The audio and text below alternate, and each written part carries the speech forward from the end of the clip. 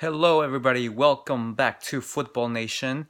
And today I'm going to talk about the game between Newcastle and Chelsea. What can I say? A win's a win. Some people might say that maybe we didn't deserve that win because we Chelsea scored won a penalty based on a questionable call, and it was also an own goal by Newcastle, which gave us the two goals. Um, but a win's a win, like I said. And I will be telling you guys a little bit more about the game. And Chelsea, for the most part, dominated possession, and the stats were incredible. They had like more than 80% of the ball, for most of the game. And the bad thing is that for all that possession and all that beautiful gameplay, I guess the end product is what really matters, and I feel like they still need some work to do in that aspect. But I feel like they are still improving, week by week. And like I said in my previous video, if Chelsea still needs work to do and they're still winning, I think that's a great thing. Like if you can learn and still win some games, I feel like that's probably the best thing that could happen to us. So I feel like that's a positive thing in that aspect. So if you guys are Chelsea fans, we just gotta be patient with this team. It's a new system. It's a lot of new things that they're trying to incorporate into the gameplay. So it's going to be it's gonna take some patience for that. And one of the most incredible things that happened was the record that was broken by Jorginho. For most passes, in a Chelsea squad. He had 158 completed passes, which is incredible in a single game. Um, and he's now the leading passer in a single match. If we're talking about Chelsea players, in second place it was Fabregas who passed 144 times in the year 2015, and Azpilicueta in third place with 137 passes in 2018. So yeah, that's kind of what it says. And overall in the Premier League, Gundogan is Ilkay Gundogan is the leading I guess the person who's leading in that stat, with 167 passes, and that was last year. It was against Chelsea. It was last year, and that embarrassing, and just an embarrassing game where Chelsea basically he gifted Man City the game. That's what it seemed like. There was no fight. There was no. I guess it was all defensive. That's just how Conte played. That's how he played it. But it's a new system here, and it came out a lot different. So a lot of people are saying it's an embarrassment for Newcastle to have played this way, to have given Chelsea so much possession, but Rafa Benitez, their manager, he did what he thought would give him the best chance to win. He sometimes there were like a back line of 8 people or even more.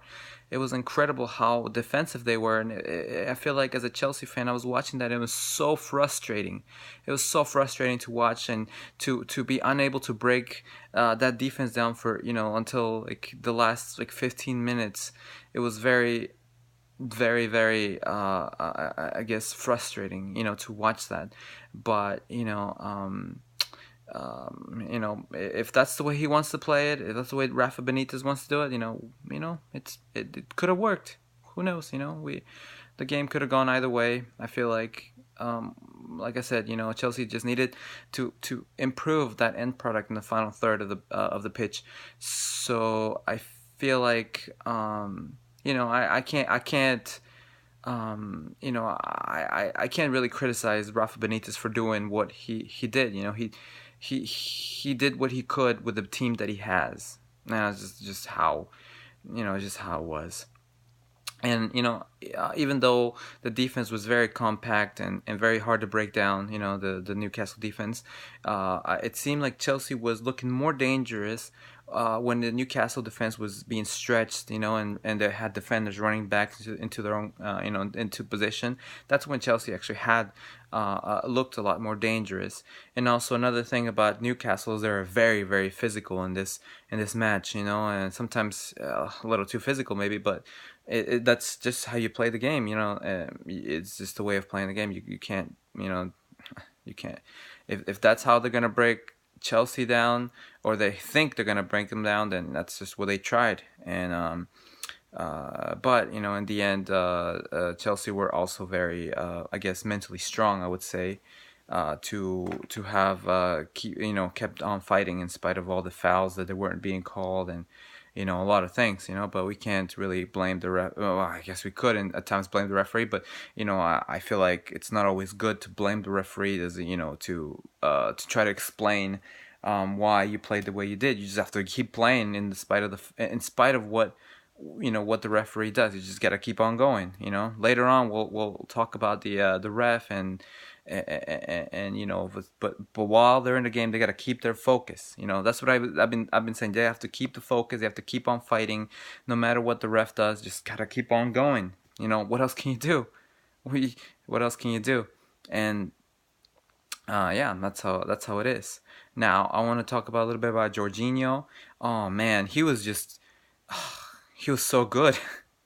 He was just so good. It seemed like every pass that he made, it was just you were just confident that it was gonna go somewhere, and it was gonna be in a trying to go into the very dangerous place, and I just felt like they could do something with it, and it just kind of brought confidence upon, I think, the whole team, and people, us fans as watching the game also. It's just how it is. He's such a tidy player.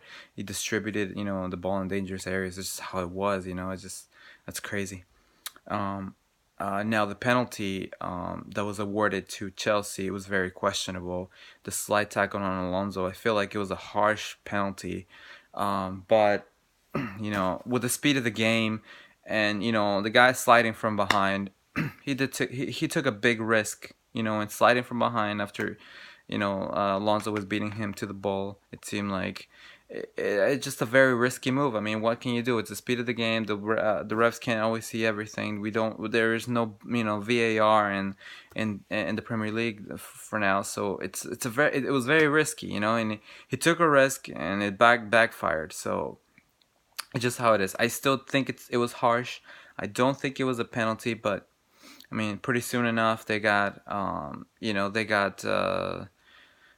I guess karma, and I don't know if I should say karma, but basically, there was justice later when Giroud got elbowed in the face, and then they ended up scoring after the ref didn't blow the whistle for the foul. So I don't know, and that's just how football is sometimes. And so Jose Lu scores, like I said, after Giroud got elbowed in the face. And the Chelsea defense was expecting a free kick, but there was no whistle. Nobody heard a whistle, but they were caught sleeping. Yeah, I know you guys saw how David Luiz was totally sleeping, ball watching, just like he just thought that the ref was gonna call it, and it's the lack of awareness from in that instance that cost Chelsea that goal. That it's just, as I said before, you have to keep playing. It doesn't matter what the ref does. You just gotta listen. You gotta pay attention. Um, yeah, they have to always be aware of what's happening. They don't hear the whistle. They gotta just keep playing. They gotta keep moving. And I think that got caught sleeping, and that's just what happens when you do that. When you get caught sleeping, you get scored on. So, and after that, nothing you can do. Again, no VAR.